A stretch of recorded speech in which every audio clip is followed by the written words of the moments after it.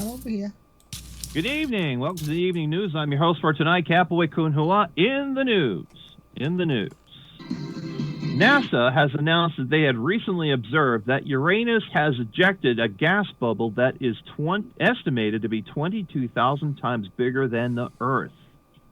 Gas bubble from Uranus. Minus?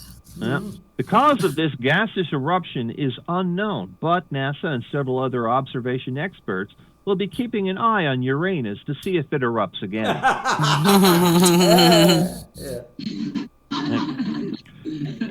Now, due to the coronavirus lockdown, a lot of celebrities are taking to Twitter, sharing their plans for how they cope with isolation. Charlie Sheen recently tweeted that he is giving up masturbating for a month. Then later he corrected himself as he forgot to add the comma. I'm giving up masturbating for a month. Now, this is a true story. This is a real thing. Last week in the Southern Caribbean, paranoia over the coronavirus came to a head when a cruise ship rumored to be carrying infected passengers was attacked by a warship sent from Venezuela. That warship was trying to prevent the cruise ship from docking at Maracaibo. The naval patrol boat rammed the cruise ship, and the warship promptly went right to the bottom. It sank. The cruise ship, well, the reason why it was so tough was it was made for cruising through icy waters, and it only suffered minor damage. Also, there was no confirmation anyone on board was actually carrying any kind of illness. Now, this has led to a lot of finger-pointing as to who is to blame for the incident, with the Venezuelan government making unfounded claims that the German-owned cruise vessel was secretly trying to drop off SEAL commandos to overthrow the government. The cruise line's itinerary is posted online, where you can see there are plans to travel to Alaska and the Canadian Arctic, but no plans for South American coup could be found, at least not by me. Investigating reporting. Let's see. Now, in recent years, the press has been actively vilifying gamers, claiming it is a consistently deviant culture that fosters sexism, misogyny, racism, death threats, and overall toxicness and antisocial behavior. Well, now, the press is turning to gaming culture to help with the current predicament of the pandemic, as games can help people stay in touch while social distancing, do so at very little cost or effort.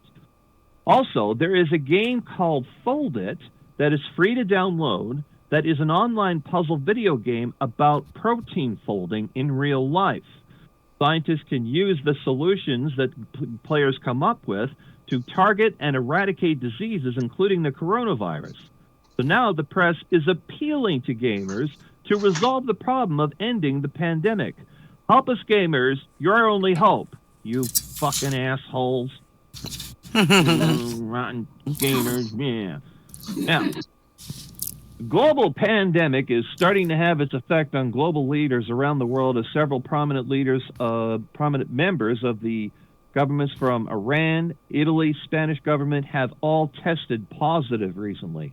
Also, British Prime Minister Boris Johnson was admitted to intensive care yesterday.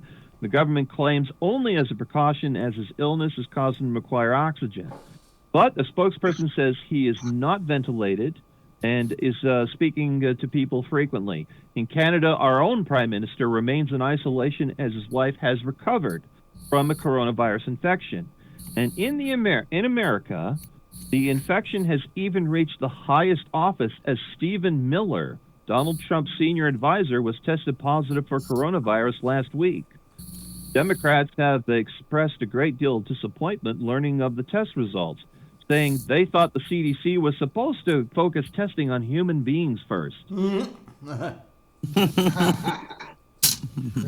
the last story we have tonight, this is Dr. Anthony Fauci. Dr. Anthony Fauci, director of the Institute of Allergy and Infectious Diseases and head of the Coronavirus Task Force, has expressed a great deal of frustration over the fact that several states are still not employing any effective means of quarantine. Trump has expressed no interest in enforcing federal action for quarantine, saying it is up to the individual governors, leaving the nation exposed as many are not taking any action at all.